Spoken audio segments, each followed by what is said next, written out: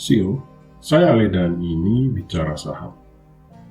Kali ini kita akan membahas emiten yang berbisnis di sektor konstruksi, yaitu PT Adikarya. Usai mencatatkan perolehan kontrak baru sebesar 14 triliun rupiah sampai dengan bulan Juni 2023, Adikarya membidik potensi bisnis konstruksi berbasis lingkungan. Keputusan ini menjadi ekspansi bisnis lanjutan mengawali semester kedua tahun 2023.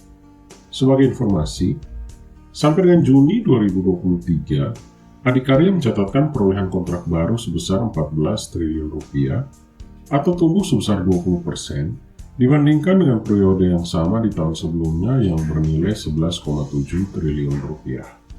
Lalu, bagaimana kondisi fundamental dari Adikarya pada saat ini? Yuk kita review. Tetapi sebelum itu, ayo di like, share, dan subscribe sebagai bentuk apresiasi dan membantu perkembangan dari channel ini.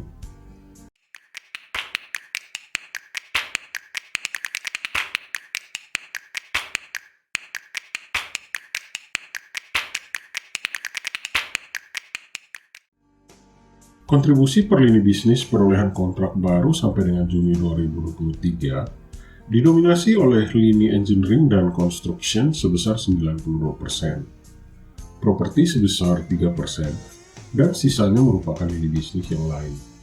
Sedangkan, berdasarkan tipe pekerjaannya, perolehan kontrak baru terdiri dari proyek jalan dan jembatan sebesar 58%, sumber daya air 12%, gedung 11%, perkeretaapian 11%, precast 3%, properti 3%, serta proyek infrastruktur lainnya.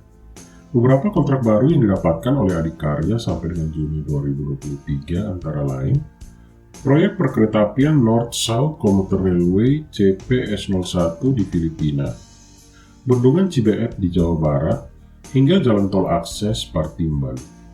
Di sisi lain, Adikarya sebagai salah satu perusahaan konstruksi yang terkemuka di Indonesia telah merilis laporan keuangan mereka untuk semester pertama tahun 2023. Meskipun pendapatan usaha mengalami kenaikan sebesar 0,4% yang mencapai angka 6,35 triliun rupiah dibandingkan dengan 6,32 triliun rupiah pada periode yang sama di tahun sebelumnya, laba perusahaan justru mengalami penurunan.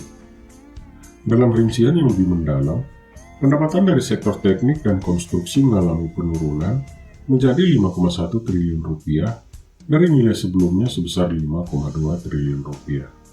Begitu pula dengan pendapatan dari sektor properti dan pelayanan yang turun tajam dari 409 miliar rupiah menjadi 303 miliar rupiah. Namun, segmen manufaktur berhasil mencatatkan kenaikan pendapatan dari 375 miliar menjadi 454 miliar rupiah, sementara pendapatan dari investasi dan konsesi juga mengalami peningkatan dari 273 miliar menjadi 398 miliar rupiah. Laba bruto, meskipun sebagian besar mengalami penurunan sebesar 46 miliar menjadi 653 miliar, hal ini dapat diatribusikan kepada peningkatan beban penjualan dan beban umum administrasi. Beban penjualan naik dari 5 miliar menjadi 6 miliar rupiah. Sementara itu, beban umum dan administrasi mengalami peningkatan dari 325 miliar menjadi 341 miliar rupiah. Total laba usaha perusahaan juga tergerus, turun dari 367 miliar pada periode yang sama di tahun sebelumnya menjadi 304 miliar. Namun, ada kabar baik untuk pemegang saham.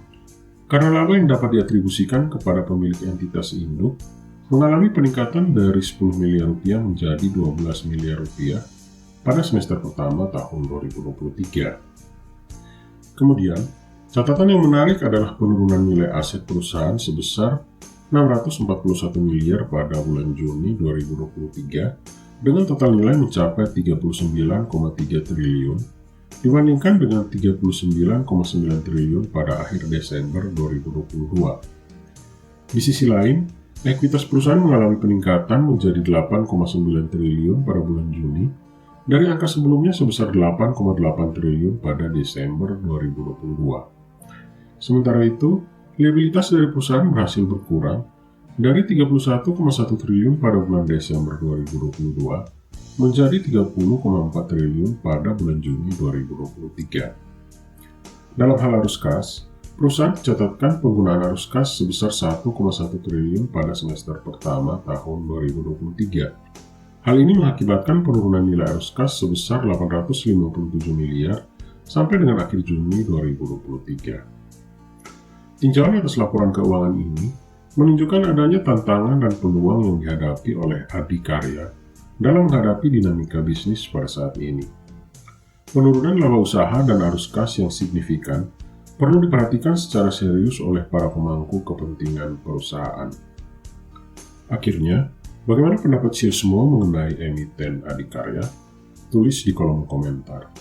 Stay smart, dan kita bertemu kembali dalam Bicara Saham selanjutnya.